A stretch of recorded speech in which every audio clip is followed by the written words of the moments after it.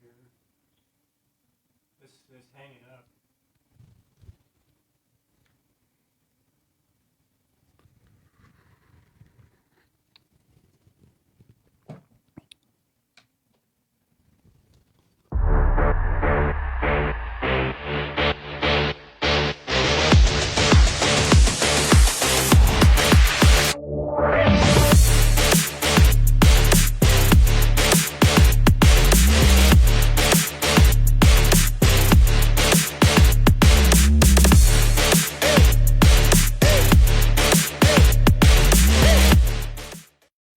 Hey, what's up, North County? Welcome to the Morning Brew, and happy March to you. We are Tuesday, March 3rd, and hope you all had a great weekend, and we got some good stuff for you coming up this week, and some news, what's happening here in the North County. And first, I want to welcome our guest. We got Greg Grewal, and then we're going to be chatting about some of the water basin stuff and the updates and whatnot, Greg. Yeah, thank you very much for the invite. I appreciate it. Yeah, of course. You're always welcome here, because that's a really important subject that we need to really dive into. But we got some news here to give our viewers here. We got a free slate clinic, which is a program that you can clean your slate. Do you have any criminal records, Greg? No, I'm sorry, I don't. Okay, well, San Luis Obispo County District Attorney's Office and community partners will host a free clean slate clinic this Friday, March 6th, from 10 a.m. to 4 p.m. at the San Luis Obispo Law Library. So appointments can be scheduled calling 805-902 CRLA, or you can email them to get yourself scheduled, and evidently you can clean your slate. So you change it. I thought my last house that I had built was had a slate roof, so I thought maybe it was a cleaning business. Well, that would be our sponsor, 1776 Roofing Solutions for the roofing stuff. But, there you go. Maybe we'll talk to Joey and see if he's going to be going to that clinic there. Another option, we have free pet vaccines going to be launching for the animal shelter in the month of March. So small animals? Yeah. Can't bring my cattle? You can bring your cows. You can probably bring your cows. Why not? The calves? Yeah, absolutely. So this is going to be Saturday, March 14th from 9 a.m. to 1 p.m. at both their San Luis Obispo and Atascadero locations. You can get some more information at Woods Humane Society.org/vaccines. So, that's pretty important too here in the North County as well, as with all the animals. Yeah. Feral cats. You probably like the feral cats. Oh my don't goodness. you? I had 2 cats for so long, and I lost them. One for 18 years and one for 15 years, and the one was born there. So he was like my buddy. He laid with my Labrador. So finally I told my daughter, you got to get me some more cats. I said, get 4 or 5 of them. I don't care. So I got 4 new cats that I've had now for, I don't know, 6 months, and they're great. So Greg, you got a ranch, you got cattle and all that stuff, right? Yes. So is there any truth, and I know the answer to this, but tell me about the feral cats. Do you feed them, or do you just let them go after the mice and that's their feeding? I've had feral cats show up, and I still feed a little bit, and I'm not trying to feed them to where that's their main deal. I feed them a little bit because they know when to show up, and so I just know that they're around and they're okay, and there's not a problem with them. And because we're just getting ready to they're all females, to go get them fixed, and then but when I got them and they were 8 weeks old, they didn't know me. They didn't know where was safe and where wasn't safe, and I didn't want them outside where an owl could get them. So the first few weeks, I had them locked up, and I was feeding them and stuff until they got. And then we then once they see stuff and you watch them and they learn how to hunt, and they're watching. Now they're coming with birds and mice and.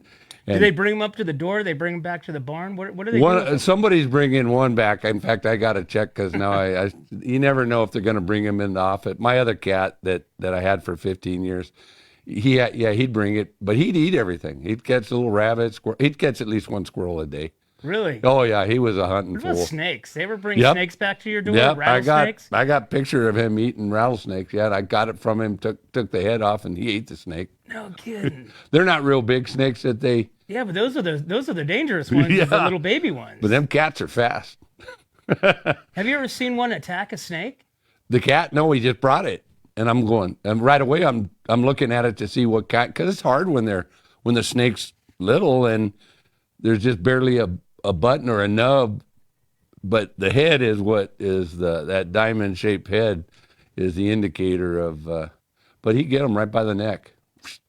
Do you notice? I mean, I know we're getting a little off Yeah. subject, but I mean, obviously, water and whatnot. Do you find like when we have drier seasons, you have more rattlers or less? It Does since it? I've been there, I've been on my place for 24 years. In the beginning, I saw a little bit more smaller snakes than bigger snakes. Every few years, I'll find a really big rattler. They stay away. I think they feel the vibration from the animals, from the cattle and the horses moving around. And I don't see them out as much in the open as if the ones that I've gotten the most have been around the buildings, which is a good reason to have the cats. Right. Yeah, because they find a place to curl up. They're usually not moving around.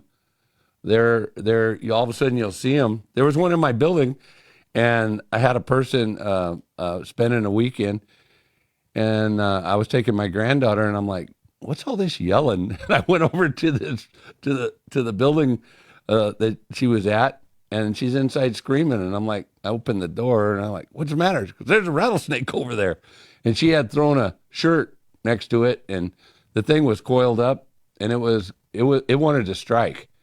And it was probably about a 2 foot long, and I don't know, eight rattles, nine rattles, and I'm like, oh, I said, all right, let me get a shovel. And so she kept tossing stuff towards it to keep its attention. And I said, okay. I went over there with the shovel, and I got the shirt or towel that she threw, and I threw it over it and covered it up. And as soon as I covered it up, it didn't know what to do. Drug it out on the concrete floor, and then as soon as it stuck his head out from under that towel, that was the end of that dude. My gosh, that's so crazy. I mean, you see and hear people that have like dens. Yeah. Do you disc out there on your property at No, all? just maintain my roads, and pretty much the whole place is kind of like a park. So I've seen one in the arena before. I haven't seen that in a long time. Right now we got a lot of water around, and they don't like the rattlesnakes. Don't like all snakes. They like warmth. Right. So if they need to warm up, they'll be laying out in the open somewhere, trying to absorb some heat to get themselves warm. So if you see them in the morning, or if you see them when it's really cold, they're going to be curled up somewhere that you're thinking about reaching your hand into. So you better, and they don't normally, to me, have the striking ability at that time. I mean, they got to be poised to strike, especially if they're out and they're long. They can't strike you. They can just try to get away. So, but I don't want them by the buildings. I don't want them around the animals. If they're out in the wild, plenty good. I got plenty of room for them. Right. Well, that's why you got those feral cats, Yeah. and you can always get some more over here at Woods Humane Society too. Yeah. I'm sure they've got an influx. They're great. I don't know how you can have a ranch and not have some cats, because with the hay storage, and more the grain hay. I like alfalfa. It's higher in protein. It's easier to store. You have less. You don't have the rodents that are eating it. They might want to hide in it, but on the grain hay, they want to eat the grain off of it. So hey, you don't know, by the time you get to that bale in the middle, it might just be straw. Right. Got some surprises there. Yeah. We've got Farmstead Ed launches the new San Luis Obispo County Farm Trail website and map. It's a website, it's an interactive map, making it easier for residents and visitors to explore local farms, ranches, and producers across the county.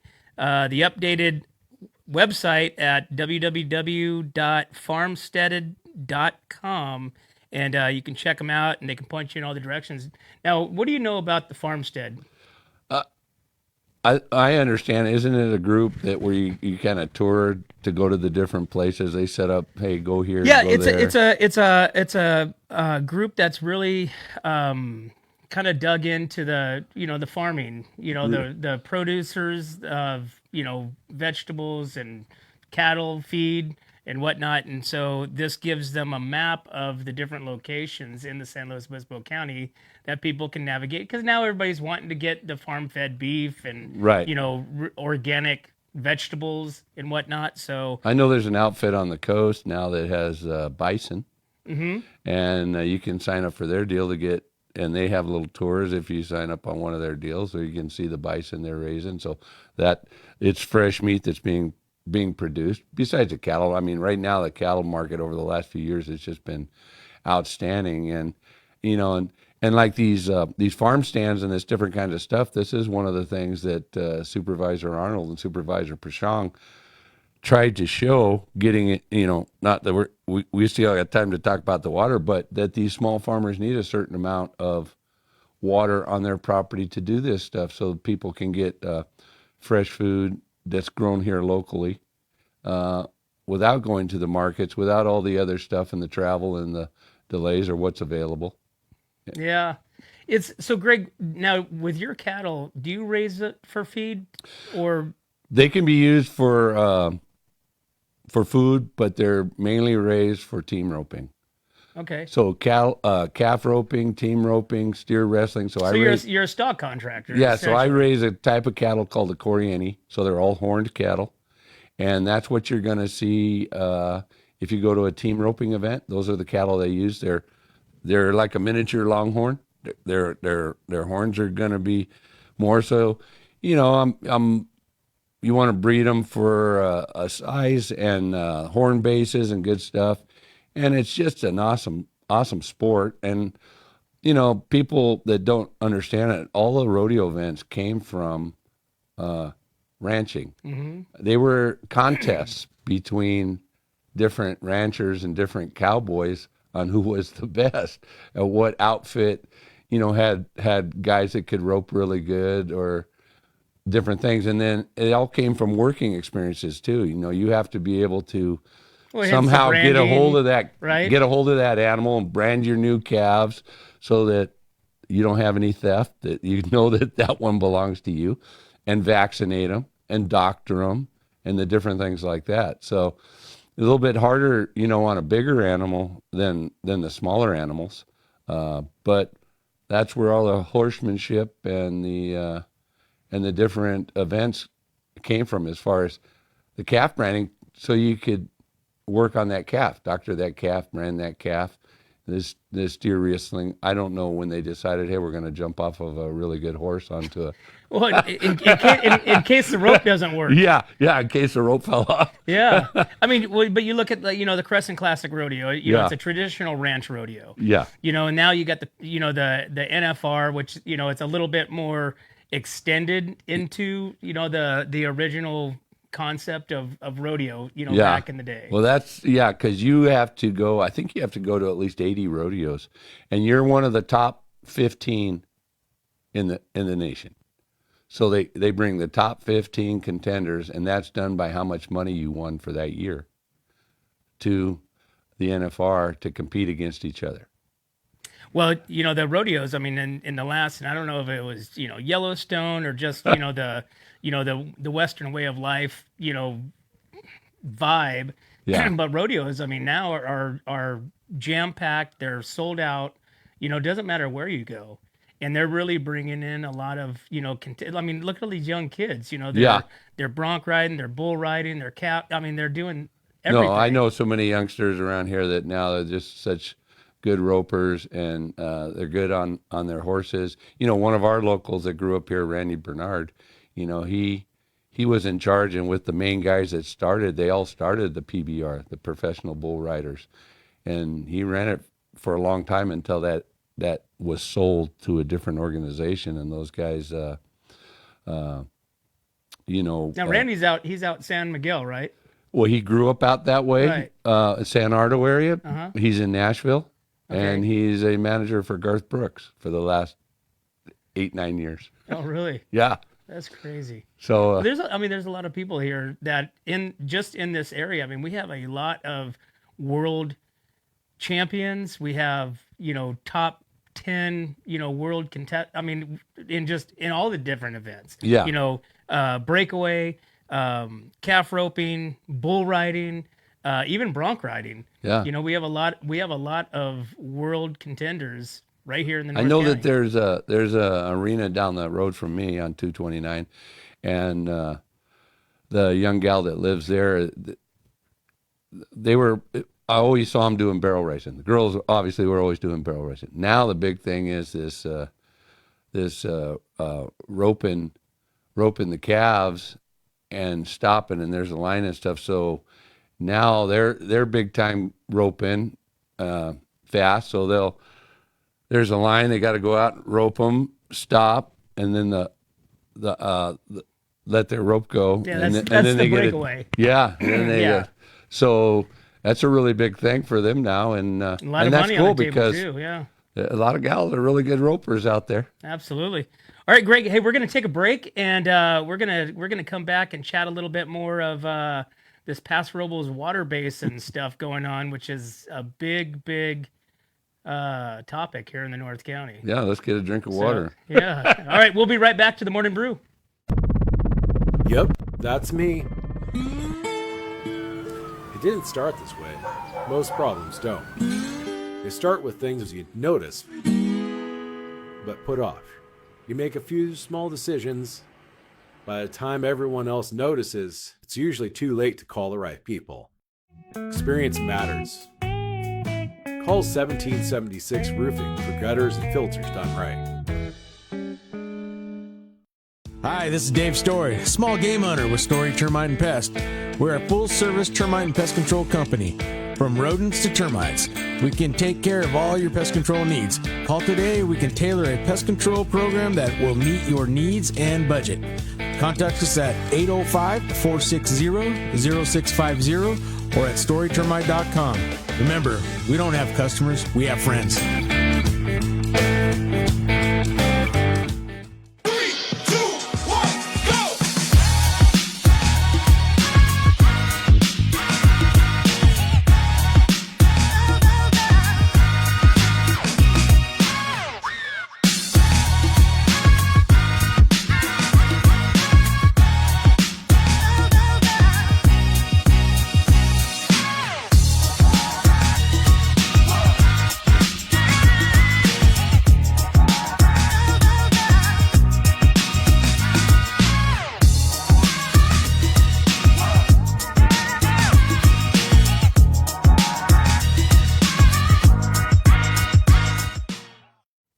Hey, welcome back to What's Up North County Morning Brew, guys. Thanks for tuning in. And make sure you guys like and subscribe. Hit that little like button, hit the little bell button, and you can go to our whatsupnorthcounty.com page and check out all of our sponsors and join our mailing list. But we're sitting here chatting with Greg Grewal, and we're going to dig in a little bit more to this Paso Robles Groundwater Basin stuff, Greg. So you haven't been on here. We haven't talked for probably a few months. And so a lot of changes and a lot of things have happened since the last one. And I think the last time that you were on, you guys were getting ready to have one of your meetings. So fill us in what's happened between now and then. Yeah, just so the listeners and the people watching us understand. So there's different agencies that were formed. So the groups that are supposed to be coming up and developing things are called groundwater sustainability agencies. And so the term is GSA. And then which we have those. And then what was supposed to happen, they were supposed to create a plan. And the plan is called the GSP, the Groundwater Sustainability Plan. What we're supposed to be doing, or what we've been supposed to be doing since that plan was approved by the Department of Water Resources, was to implement that plan. So these agencies were part of a group under an agreement called an MOA, Memorandum of Agreement. And that allowed them to work together with other people that needed to know what was going on to develop the plan that was going to be approved by the state. So we're all up to speed with the state. The state has no problem with us. And the one thing that they try to do, what groups and government agencies and these consultants and different people, they like to call everybody a stakeholder. So a stakeholder involves more people, and they try to make it as diverse as possible. But what the real purpose is to diminish the value of the guy that holds the priority right. And the people that hold the priority right to the groundwater beneath their property are the property owners in the unincorporated area, and they're called overliers. And they don't want to use that term in these things because that sets you above the people that live in the towns and all the other areas that are stakeholders. They live under the appropriators. So appropriators are the cities, the CSDs, and the CSAs. So a CSD is a county service district. So Templeton and San Miguel are CSDs. Shandon and Santa Margarita are CSAs, county service areas. So the county is the water district and whatever else they need in those communities. But like San Miguel has a one-man fire station. They have a lighting district, sewer district, water district, and I think that's about it. They don't maintain their roads. So they're still under the control of the county. The county has the land use authority to issue permits and to inspect and to do anything else that goes on in the unincorporated of the area of the county, which includes the CSAs and the CSDs. So the city of Paso Robles is incorporated. So they're about 13,000 acres. The basin that we're going to be talking about is 436,000 acres. So they make up 3% of the basin with their 33 to 35,000 people. And I don't know what the visitors would be on a weekend. I know during the rodeo, during the fair, you could add another 40,000 people here on a weekend or whatever. Yeah. So you can imagine that every weekend when the weather's nice and people are touring here and we're a vacation hotspot, that even though 35,000 people live here, there's probably another 25,000 people visiting. So, yeah, at least. so it's a pretty big deal. Well, the city has land use authority within its boundary. And the one thing that concerns me a little bit about how they formed this group and these agencies is the Department of Water Resources wanted these groundwater agencies set up, but they only allowed people that were water districts or that had land use authority to become these agencies. So the people that live over the unincorporated area, like one of the other guests that was with here before, a friend of mine named John Tucker, or yourself, anybody that lives out in their house, in their home, in the rural areas, that lives on a well, that's an overlier, you don't really have, your supervisor is supposed to be your representative. But in this case, the supervisor that wanted to represent us, or that's been representing us for a little over 3 years, he's not from our district. He wasn't voted in by any of the people here, and he's not really working with the people over the area. He's working with the other members. So irrigated agriculture has these 2 water districts that were made up that don't even meet the water code. And that was done because they slipped through, which it could still be reversed, but they slipped through this agency called LAFCO that forms agencies in our county that allowed them to be irrigation districts. But they don't own the majority of land over the basin, which is a common source of water, and they don't have anything that's called a system of works, which is how you move water. Unlike the valley over the hill to the east of us, they have irrigation districts and stuff all over. That's where farming irrigation districts were born. So we have 2 districts. One of those districts has 60 members. The other one has about 160, 170 members. Half of each of their members don't even live in this county, don't even live here. They're investment groups. So you have investment coming in, and they're not, they were investing using the wine grapes as the cover crop, but the play was basically for investment in the future on the water. That's why would you have Harvard University come here, and then they sold to a pension fund out of Montreal, Canada. So what's all a cover? Yeah, it's just a way to take a large amount of money to invest in the future of something. So their goal always has been to monetize the value of water. Well, how do you make water more valuable? You make it scarce, or it's controlled by certain people. Yeah, but Greg, this whole water thing seems like this has been, this isn't just something new. This is centuries long. Oh. The fight. Go back to the Owens Valley. And that's what I first thought of when all this started. I've been involved in this particular thing right here for over 14 years. I've been here 24 years. And right when all this started, I looked at the players that were showing up. And like, we got a guy, his name is Randy Record, that ran the Metropolitan Water District for 25 years.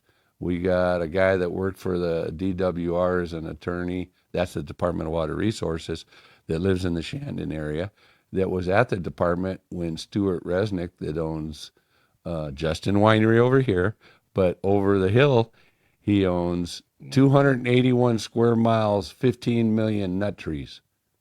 And I'm sure mixed in that are the pomegranates. So he owns Palm Wonderful, Palm Pistachios.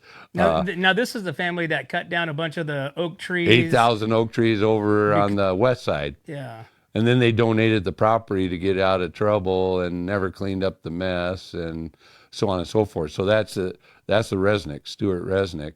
So their big operation is in Lost Hills, just over from us. And that's where a lot of their pistachios and pomegranates are grown. And they, wonderful almonds, wonderful pistachios. And I'm all, hey, farming is farming. He's the biggest agri business, but he bought cheap land in an area that didn't have water and then made a deal because he had access to water through the State Water Project, and then traded a bunch of his access for getting a majority ownership of the water bank over there. So then these guys got the bright idea, hey, we should have a water bank over here. When you bank water, you're not recharging, you're storing. You're storing it for a different time when people are going to want it, so you can take it back out of the ground and then sell it and make money. It's an investment. So if I store water under the ground, the space that it takes becomes my space. Easiest example is you went to the store. When you came home, I was parked in your garage. Your space in the garage became my space because you let it stay empty and I took it over. And we didn't want people coming.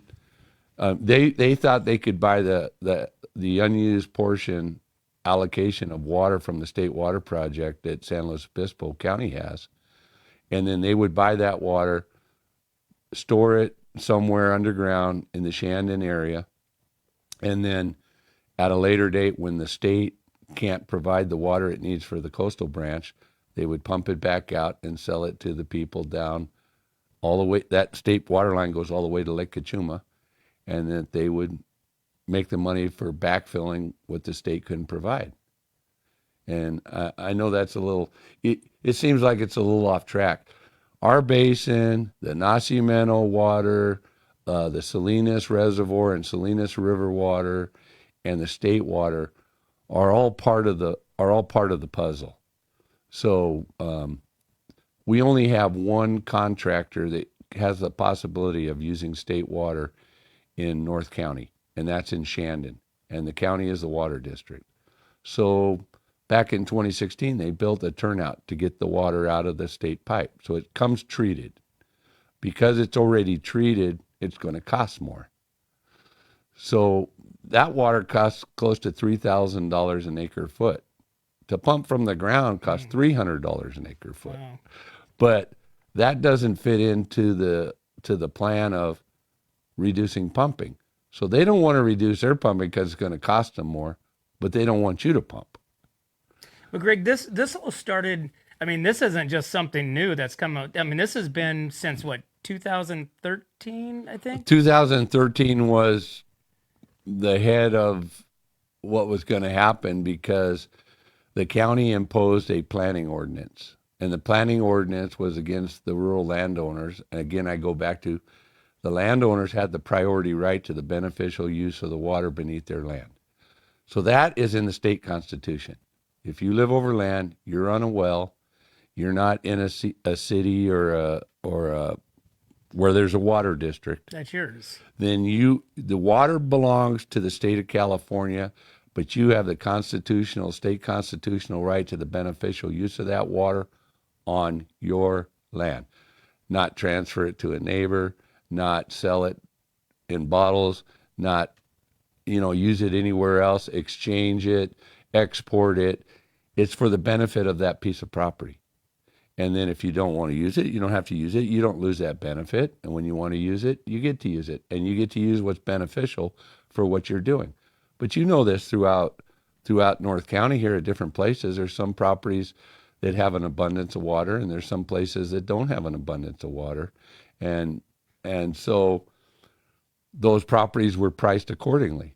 So that's why you have you're allowed to go where you need to go to get it on your property, but your property is going to be priced on what it could actually produce or not produce. So just because some guy's using more, he's in an area where the water is great. I mean, example, the Creston sub area in the middle of Creston, there's now we have a monitoring device that was put in at the fire station well. So right there in the town, that was put in last August. The water was 20 feet below the surface of the ground. A few months later, in October, the water was 15 feet below the ground.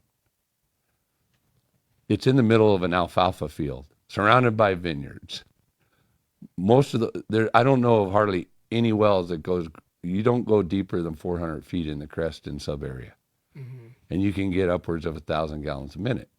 Now, I live in the watershed that's south of Creston. I have a Creston zip code, and I'm just a few miles, but I'm 500 or 600 foot elevation higher than them, and so my water drains into there. I'm in the watershed that feeds that basin. So that basin is surrounded by good watershed, and it stays nice. And we've never had a shallow well issue, and now you can see that there's no groundwater lowering. I've been waiting to update that to see that monitor, because I know for almost 2.5 months now, the water's been flowing out of my place into Creston. And so I'm on the west fork of the Whale River. I'm the very beginning of the west fork. There's three forks, and all of that flows into the Creston sub area. And so I know that the water table is full. It doesn't run out of my place until the water table's full. And then it runs into town and it fills that sub area. There's different sub areas like El Pomar or the Jardine area. Jardine and Estrella are kind of in the middle of the, our whole North County, close to the Paso airport and stuff. So you're in a big flat area. The mountains are far away from you. So it's going to take longer for the groundwater. So the groundwater is going to be deeper there. The best groundwater in that area is 600 to 1,200 feet. So an 800-foot deep well, you're in the sweet spot. Well, when they built the homes in the Jardine area, I think there's about 500 homes right there east of the airport. So one side of the street is the county. The other side of the street, you're in the city. And the average wells over there's 800 and something wells in that area were only less than 230 feet deep. So when irrigated agriculture came in and around them, changing from dry farming and cattle, those guys put in deep wells. In this one area of a map that I have, it shows, it's a Google Earth thing. It shows 36 sections of land. A section of land is 640 acres. Greg, let's hold that thought. We got to take a commercial. You got it. We'll be right back with more about the Paso Robles Water Basin. When it comes to comfort, trust the team that's been keeping the North County homes cozy since 1995. At Templeton Heating and Air Conditioning, they're your hometown pros right here in Templeton. From tune-ups to repairs, remodels to new construction, even duct replacements and attic ventilation, they got you covered. Call your neighbors at 805-434-3741. Templeton Heating and Air Conditioning. Local, trusted, dependable. What's up, North County? This is Teresa Branch with Airflow Filter Service. We are a family-owned business right here in the North County. We have air filters, oils and lubricants, and hydraulic hoses. We provide services that include air filter cleaning, DPF cleaning, and waste oil collection. Come check us out at 1140 Ramada Drive, and we can help you with all your automotive and industrial vehicle needs. Hey, welcome back to the Morning Brew, guys. And once again, thanks again for tuning in. Make sure you guys like and subscribe and stay up what's happening here in the North County. You can go to our webpage, whatsupnorthcounty.com, and join our mailing list. But we're talking with Greg Grewal here about the Paso Robles Groundwater Basin and all the whatever's going on. I mean, it's just like a crazy. So, Greg, tell me why. So there's this new group. I mean, I think that's kind of where the light and the real spotlight has been in the last year or so, right? There was this group. There was people were getting charged, or they didn't know if they were going to get charged, or how come this group wants to charge them money for your own well that you paid for. So tell me a little bit about that. Yeah, let's go back to the beginning. So I had already mentioned about the memorandum of agreement. So there was 5 agencies that were part of this agreement. And 4 of them they thought all 5 would want to switch. So that memorandum didn't allow them to tax you. So they wanted to change to a different kind of group under a joint powers agreement that allowed them more authority to impose taxes or fees on you. And so, but to terminate that first agreement, they all had to agree. Well, San Miguel didn't agree. They opted out, right? Well, no, they stayed in the agreement. All the other agencies left the agreement. They're the ones that opted out because they couldn't terminate it.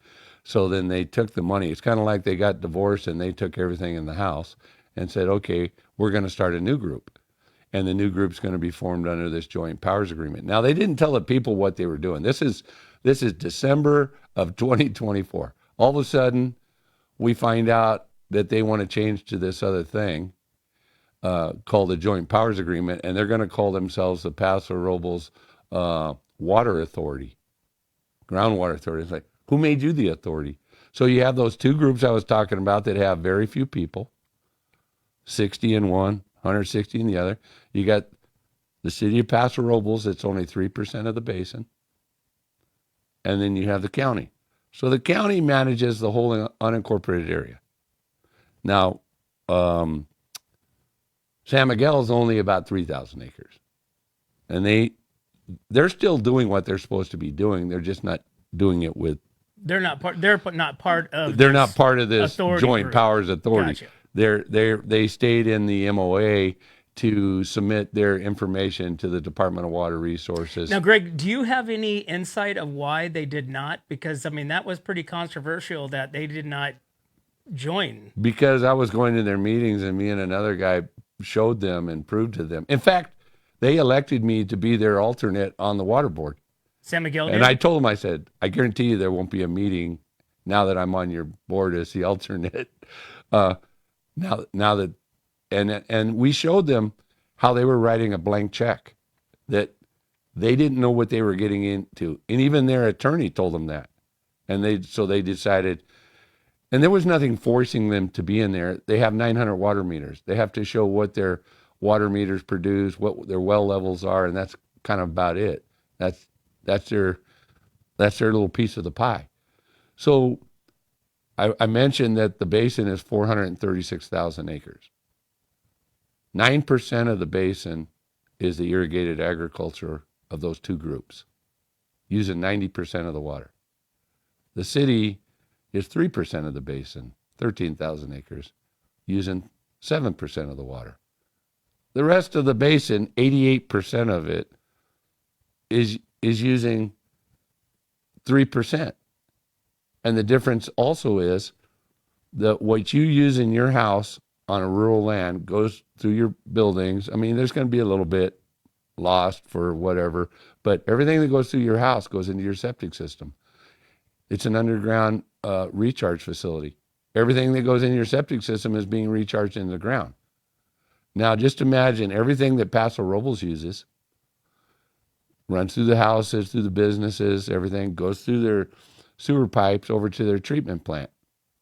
They treat it to whatever level the state will accept. They dump it in the Salinas River, and it leaves here. It's exported. They don't recharge anything. So it's not only what they've been using, it's what they've been letting leave here. So agriculture a certain amount's going to stay in the ground. The rest of it's going to make the plant grow, bring in the nutrients from the ground with the water. Certain portion's going to evaporate off the plants, off the leaves and stuff, and they're going to produce a crop. Okay, and they're overliers too. They have the right to do what they're doing. But so you have this one group that wants to be in charge. That's 9% of the basin. The city that wants an equal voting power, that's only 3% of the basin. And the people that are 88% of the basin don't have a vote. How does that work? How does the city of Paso Robles think they should get 25% of the vote on what happens in the basin when they're only 3% of the land area, but they're using 7% of the water? Now, they have alternatives. They have Nacimiento water. They have Salinas River water. And a majority of their water comes from the Salinas River and what they call the underflow from the Atascadero subbasin. So they're not getting as much water from the Paso Basin, and there's a court order on them in San Miguel and Templeton and the county on what they can take from the basin. I'm part of that court action. We've been in court for 13 years. We have our last trial coming up, but we'll talk about that in a little bit. But so the majority of landowners that just want to live on their land, have the beneficial use of the water, all of a sudden this new group thinks they should pay for what these other guys have done, for what they've done. They should. We put the state. Did that get implemented? Well, they still haven't fulfilled their So obligations. nothing has been inked in as of yet. Right now, it's still in. You guys are still in the fight stage. Yeah. So last year, at this time, they pushed forward this joint powers agreement, Which and this group is formed by. they who? just formed themselves. So they just. They say, hey, we decided we want a joint powers agreement. They hired a bunch of lawyers. They sign a bunch of documents. They declare they're in charge. And then they go, oh, we need funding. So last year they were pushing this 218, Proposition 218. And then when their consultant told them, well, you got to get rid of the small user. And the small user is called a de minimis user. And the de minimis guy uses 2 acre feet or less. And he's not even supposed to be included in the basin water management stuff because they're not part of the problem. And like I told you, they're returning what they use back to the ground. So when they found out, oh, we better not have them because we're going to lose the vote if they get to vote because they're the majority of the voting public over the basin. They had already done a fee study to include them. So you can't include them in a fee or a tax and then tell them they can't vote on being taxed. And then a lot of the members of those other two groups decided, hey, we didn't ask for this either. We don't want this to go forward. So they lost the 218 vote. Well, just at a meeting here earlier in February, we found out from the guy who resigned, his name is Jerry Ray, that was the treasurer of that group, that they had spent somewhere in the $600,000 range, $600,000 for this 218 process that they lost. And that money we're finding out came, which we knew because none of those groups had budgeted for any of that money. They took the money from a grant, and the grant came to us from the Department of Water Resources to work on stuff for the basin that was in the plan. So they took money from the plan that they were illegally not allowed to. So it's in the application. They can't use any of that money to form a group, another group, to do Sigma requirements. So now they're trying to hide from that. They don't want to talk about the fact that they... So, Greg, how did they get away with stuff like this? So because it's all based on who's going to sue them. I'm working with the Department of Water Resources right now to find out, and through the grant application people, who approved this? Who's looking at the receipts? So the grant came through the county. The county, what they do is they spend money, they send a receipt to the state reimburse them.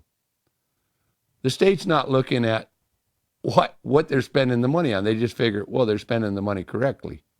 Well, at least that's what they told me. And now they're looking at it going, okay, what did these guys do? They should have to pay back that money. The county didn't budget for any of that money. Paso Robles didn't budget for any of that money. Those two other districts. And now they've been paying more money because now they had a 6-attorney working group for months trying to figure out what they were going to do. They had consultants they hired. They had this agency that comes over and runs the meetings from Bakersfield called the Hallmark. So you're paying for an administrator, you're paying for multiple attorneys, and this whole process. And so now since the end of 2024 to the present, not one thing has been done to save one drop of water from this group claiming to be the water agency. But somebody's getting paid. Yeah, a lot of attorneys are getting paid. We got more attorneys getting paid and more consultants getting paid. So we had $7.6 million from that grant. And we got that grant in 2022. And here we are in 2026. It was supposed to end in April or the end of 2025. They got it extended for a little time, but it still didn't help them. And so what did they spend the money on? So $3.5 million went to Paso Robles to build this pipeline from this treatment sewer plant under the river, up under River Road, somewhere over by the Cuesta College area. And they were going to dig a pond, and they were going to blend that treated wastewater with Nacimiento water, and then there was going to be hookups for the farmers in that area that wanted to buy that water. Makes sense. Okay, so $3.5 million for the pipe. They put the pipe in. The pipe wasn't supposed to be built till the project particulars were completed to know if they were going to complete the project. When the particulars of the project come forward, it was going to cost $120 million in principal without the interest for 36 hookups. Who's going to sign up to pay a 1/36 of 120 million, and you don't even know what the interest is for 30 years? So by the end of that, it's going to be 300 million. And then the Paso Robles didn't even say, well, how much water they were going to guarantee of the Nasi water to blend with this wastewater. Then they find out, well, the wastewater from the treatment plant has PFAS in it, the forever chemicals, and it would contaminate the land if they did it. So they wasted $3.5 million on a pipe that now the homeless are probably living in, that can get under the river. They don't have to cross the freeway. And so that was a no-go. $1 million went to San Miguel. And then, of course, this was all happening at the same time with should they stay in the group, should they not stay in the group. So they spent $300,000 of that million on a consultant.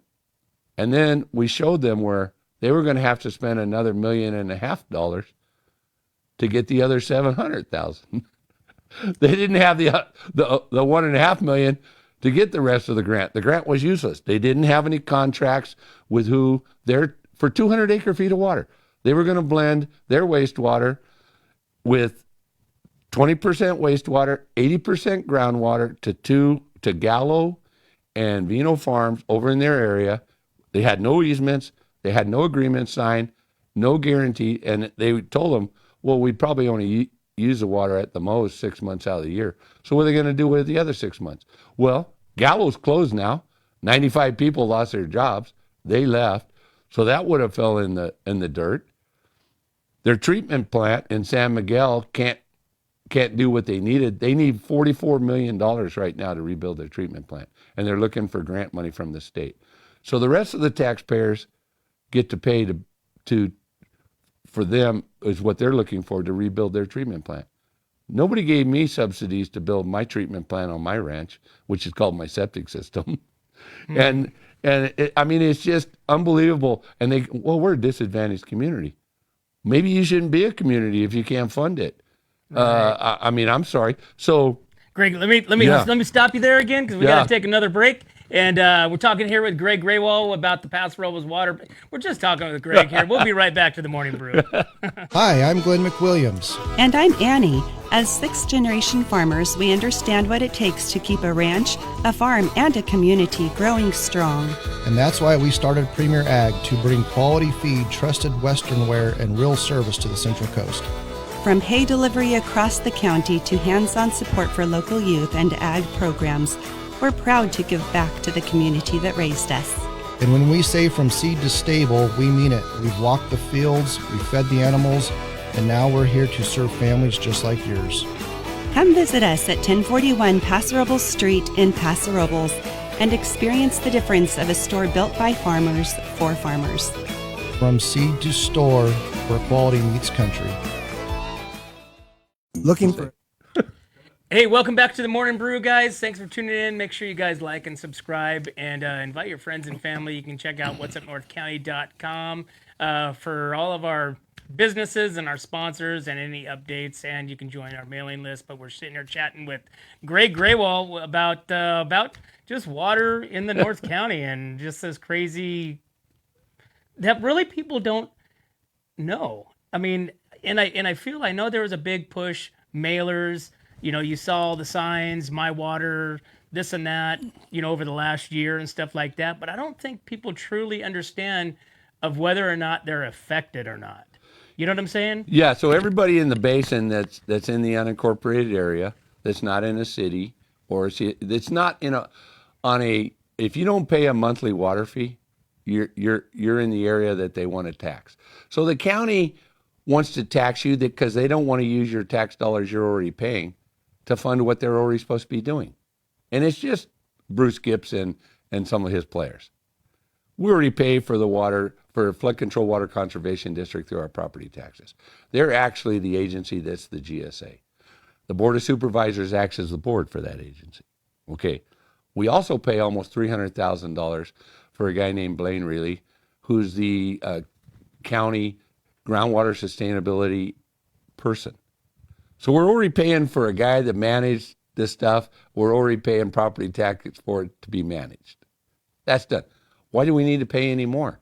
Now, Paso Robles, like I said, they're charging their people through their water meter fees, so they don't even know that they're paying, and they're not overliers. They just get water delivered through their water meter. Same with San Miguel, and the same with Shannon. The county is the water district for Shannon, like I said. So they're trying to figure out, how do we come up with income to pay for an attorney and have this management deal that provides no extra water, doesn't provide anything but another board. So now we're going to fast track. So the 218 failed, cost them a lot of money. They don't want to say where the money came from, but we're who has to answer for that? Well, I'm hopeful in that, if the truth be told, if the Department of Water Resources will do something, or if the DA will do something, or if we have to get an outside attorney to do something, they should all be kicked off the board and they should have to repay the money. And that money's supposed to be used for what the groundwater plan was supposed to do. So they didn't want to do any of the easy stuff. Right off the bat, we could have reduced pumping right off the bat. You could have said, hey, irrigated agriculture, you're going to cut 10%. And we're going to see what happens in the next couple of years. Something easy. Yeah.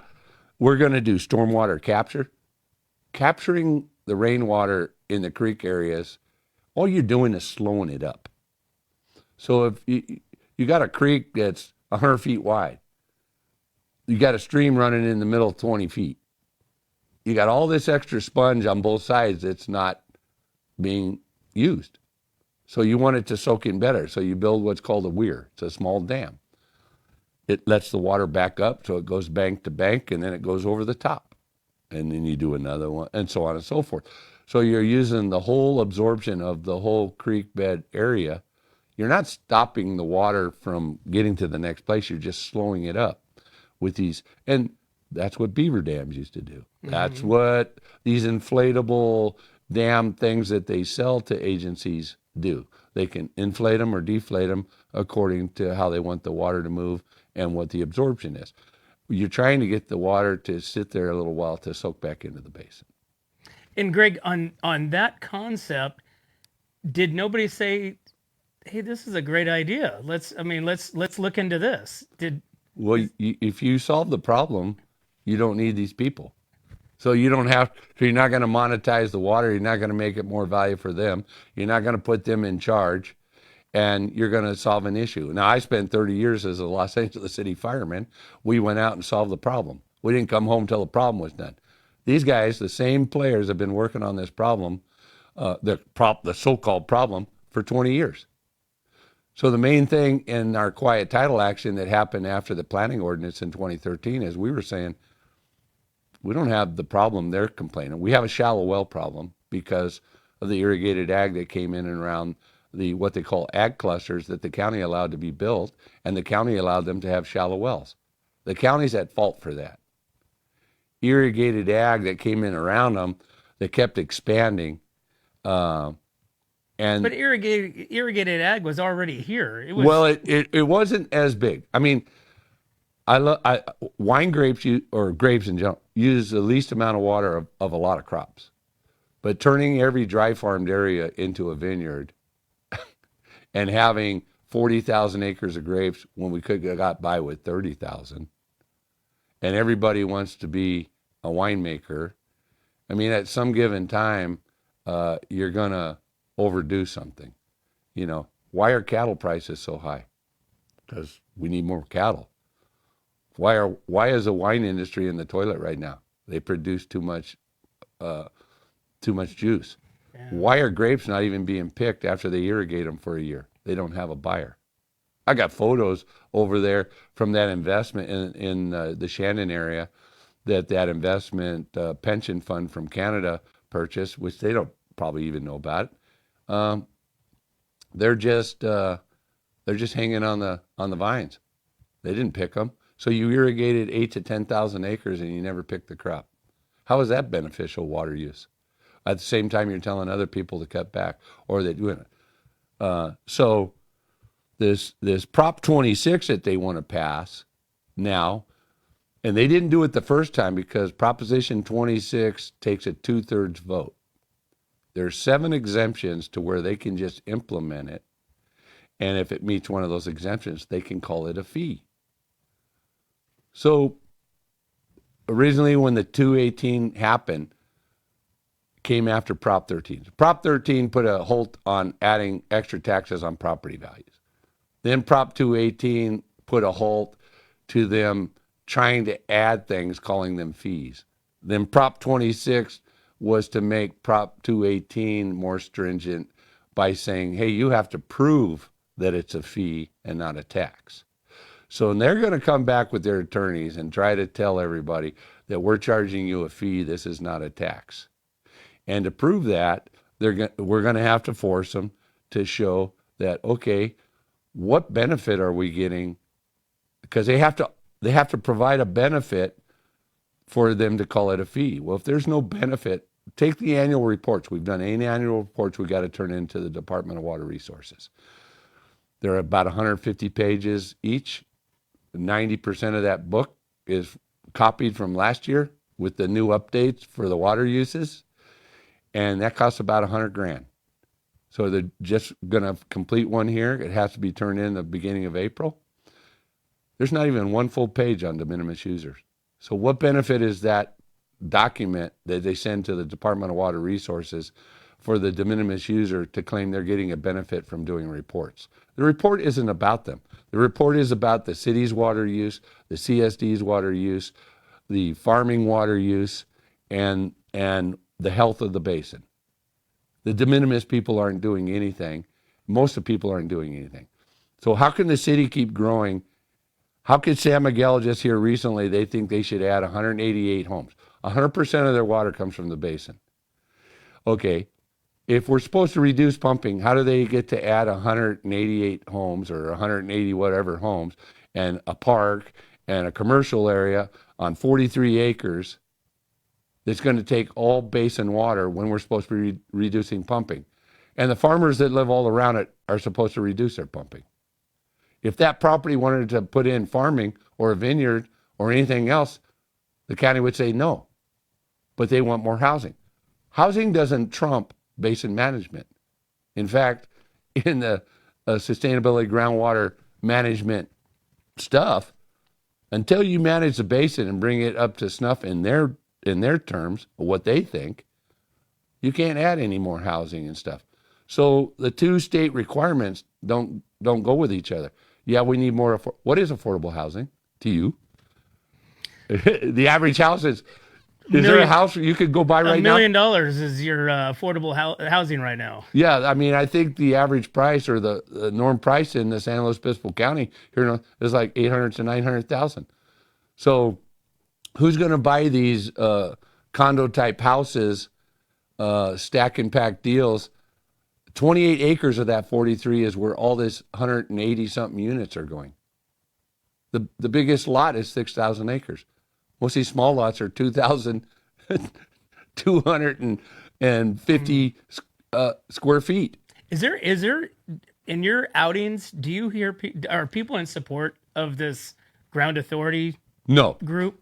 I mean, is there anybody that says, "Oh yeah, these guys are doing great. They're doing what we need to be doing"? Only the members of those little private groups and the county. The city, like I said, they're over here hoping nobody recognizes the fact that, I'll go back to that Nasi water. Hold on. Hold Yeah. your thought. Let's go to commercial real quick, Greg. And we're sitting here talking with Greg Grewal about the water in the North County. We'll be right back to the Morning Brew. My name is Jennifer Borhone Wescombe. And I'm Haley Wescombe from Borhone Auto Center. Borhone Auto Center is a family-owned and operated GMC dealership. We are your go-to dealership for quality vehicles. With a vast inventory and personalized service, we are here to make your purchase seamless. Whether it's a luxurious Yukon or a rugged Sierra, we have the perfect ride for you. Come see us today to experience the Borhone family difference. We are located on the corner of Highway 46 East and Golden Hill Road in Paso Robles. Atascadero isn't your standard getaway. We're unique, just like you. We're growing, transforming, and figuring it out as we go. We're a town filled with innovators, artists, makers, and game changers. We're a little bit country, a little bit funky, and always authentic. We're here for your good times, your slow times, and your changing times. We are all in Atascadero. Come see for yourself. Learn more at visitatascadero.com. Welcome back to the Morning Brew, guys. Thanks again for tuning in. Make sure you guys like and subscribe, and you can head on over to whatsupnorthcounty.com and get a link to all of our different episodes over the couple last years, and we have some good ones, but we're chatting here with Greg Grewal about Paso groundwater basin that's happening. And is there any resolution? Is there any foreseeable future of a compromise, I guess? I honestly believe that if the people that are in charge were not in charge, we could have solved this years ago. And here's how. Paso Robles has 6,488 acre feet of Nacimiento water they can use. They're only using 1,000. So they're wasting. In the last 10 years, 12 years, they've wasted over 60,000 acre feet of water. They don't even need basin water, and they have a court order on what they could take. Okay, San Miguel has to find, if they want to grow, San Miguel has to find another source of water. They can't depend on basin water for all of their growth because they're maxed out, and they're going to need money to build their sewer plant and do other kind of things. They handcuff themselves in this lawsuit too. Now, the 5 agencies that are in the lawsuit against the landowners have spent almost $18 million, and now we're at the end. Paso and San Miguel are the only 2 players left for this last trial. The county's dropped out. Atascadero Water Mutual has dropped out, and Templeton's dropped out. Okay, so then we go to Shannon. Shannon has 100 acre feet of state water they haven't been using for this whole time since they put the turnout in. So the county spent $1 million to put in a turnout for 100 acre feet of water. They're not using it. If they use that, it reduces the pumping. The water they use goes back to groundwater because it gets recharged. That's the other thing going back to Paso. If they would treat their wastewater, use their Nasi when it's used, treat it to where it's cleanable, they can recharge it to the basin, they'd be adding 5,000 or 6,000 acre feet every year, and the basin would be getting better. Now, the other secret deal is the Salinas Reservoir and the Salinas River. There's 23,000 acre feet and a little bit in that reservoir that was built by the Army and the Army Corps of Engineers in '49 for World War II to go to Camp San Luis down in South County. It's North County's watershed water. So the San Luis couldn't grow unless they had extra water. So they stole our water. They paid nothing for it, and they're piggybacked on the backs of the Army Corps of Engineers. They haven't been using that water. They use very little. They're, in fact, just as much evaporates as what they use. The water's been spilling since January. So just to give you an idea, in 2019, when we have good rain years, in February and March, 49,000 acre feet of water spilt over that dam. Wow. That was never put to beneficial use. In 2023, 32,000 acre feet of water spilt over that dam. We've done all kinds of studies and stuff. I don't think a dam needs to be increased or put a gate in it if you're not using what's there. Now, what the problem is there's a live stream agreement. That live stream is supposed to let the Salinas River look like a river and run till it meets the convergence of the Nacimiento River where it comes into the Salinas. So that's a 45-mile section. So it's 20 miles from the dam to Paso, and another 25 miles to the convergence. That is an alluvial area that recharges the basin. So if you're not going to let the water run where the recharge takes place, you're going to diminish the recharge. So we could get more recharge during the hotter months when the water's being used more in the hotter months than it is in the wet months. So during June, July, August, September, there should be more water being released out of the Salinas Reservoir so that when the winter comes, it will be filled up really fast. In 2016, that reservoir was empty because the Army Corps did a study from 2012 to 2016, and they took that thing down to 3,000 acre feet out of 23.5. In 1 month of January in 2017, the whole dam filled up. And we're talking Margarita, right? Yeah, Margarita Lake. So our live stream and our river isn't being operated correctly. The county's in charge of that because they're the ones operating it. San Luis should do something if they're going to take the watershed water from our North County to benefit them. If they're getting a benefit, why aren't they paying something for what they're damaging? If these people don't understand that they're overgrowing a particular crop because it's just an investment to steal the water later, why don't we charge, if you want to charge, why don't we charge and penalize who's wasting? Paso Robles is wasting and not recharging their wastewater.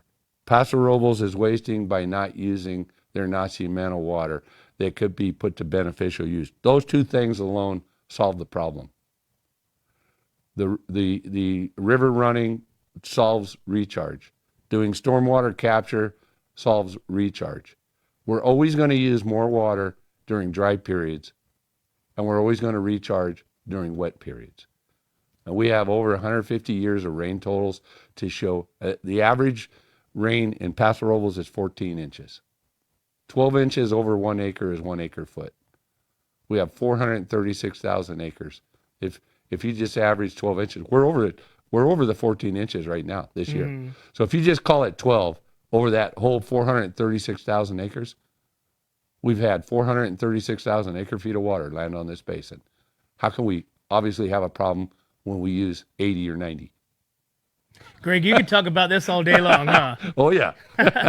Well, we're going to wrap it up, but, like I said, I love the fact that you come in here and explain to people what's happening, that doesn't get to these meetings. Some of these meetings are like 2 o'clock in the afternoon, and, people are homeowners, business owners, and they're out of town, whatever they may be, and, so you're able to provide a little light of what's happening. Can somebody go, where can they go for more information?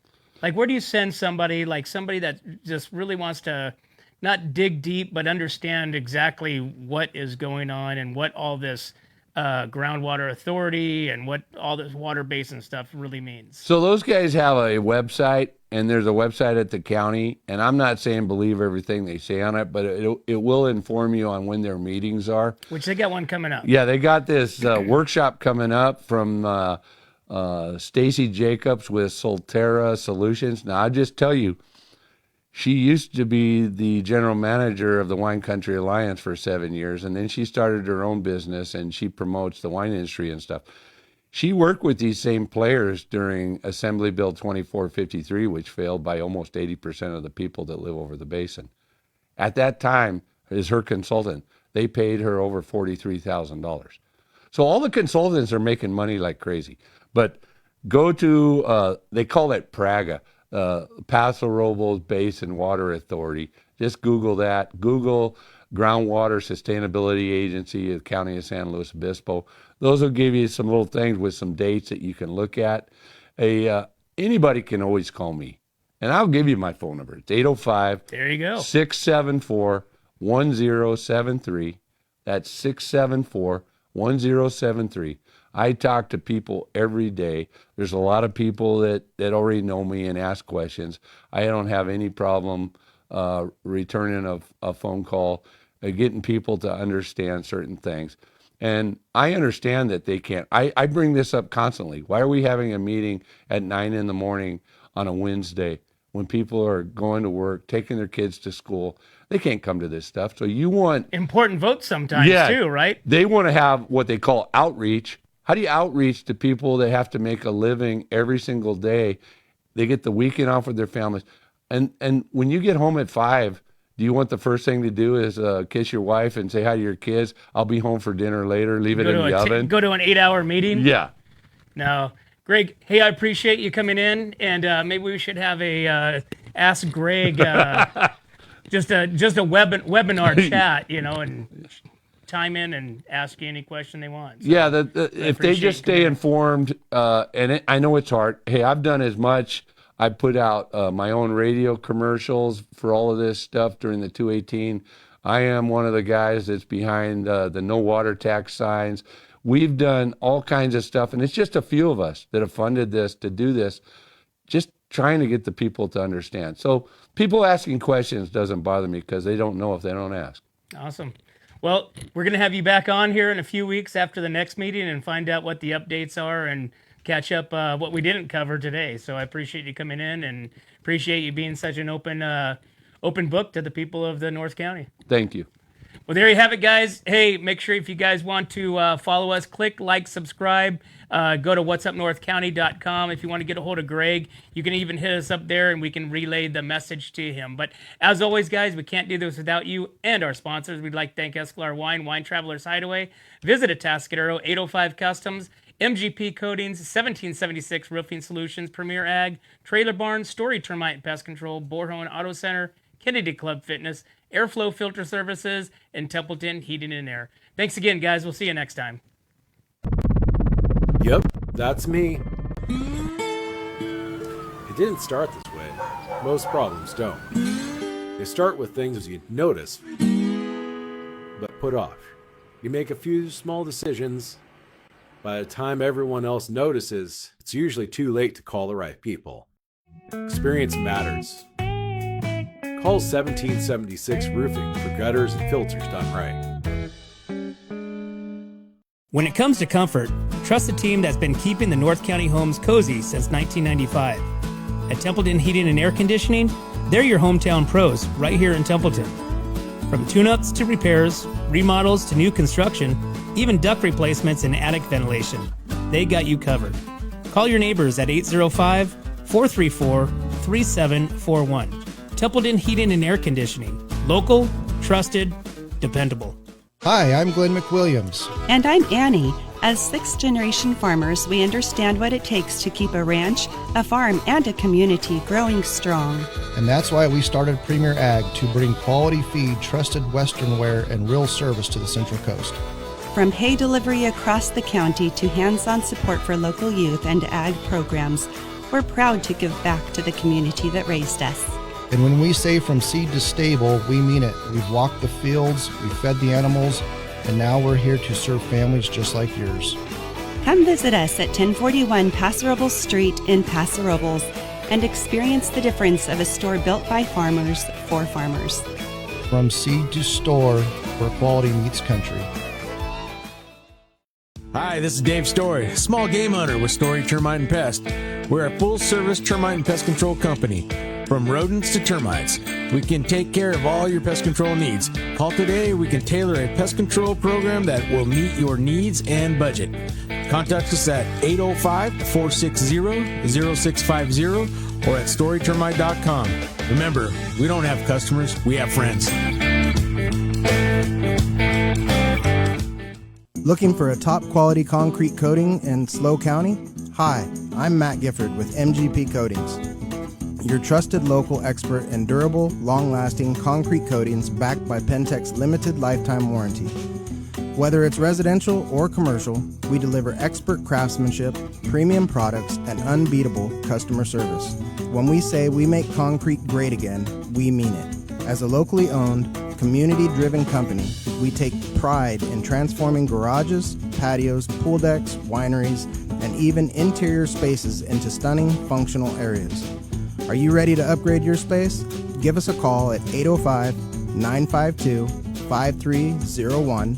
Check us out on Facebook and Instagram, or visit mattgiffordpainting.com. Join the MGP Coating family today. What's up, North County? This is Teresa Branch with Airflow Filter Service. We are a family-owned business right here in the North County. We have air filters, oils and lubricants, and hydraulic hoses. We provide services that include air filter cleaning, DPF cleaning, and waste oil collection. Come check us out at 1140 Ramada Drive, and we can help you with all your automotive and industrial vehicle needs. Atascadero isn't your standard getaway. We're unique, just like you. We're growing, transforming, and figuring it out as we go. We're a town filled with innovators, artists, makers, and game changers. We're a little bit country, a little bit funky, and always authentic. We're here for your good times, your slow times, and your changing times. We're all in Atascadero. Come see for yourself. Learn more at visitatascadero.com.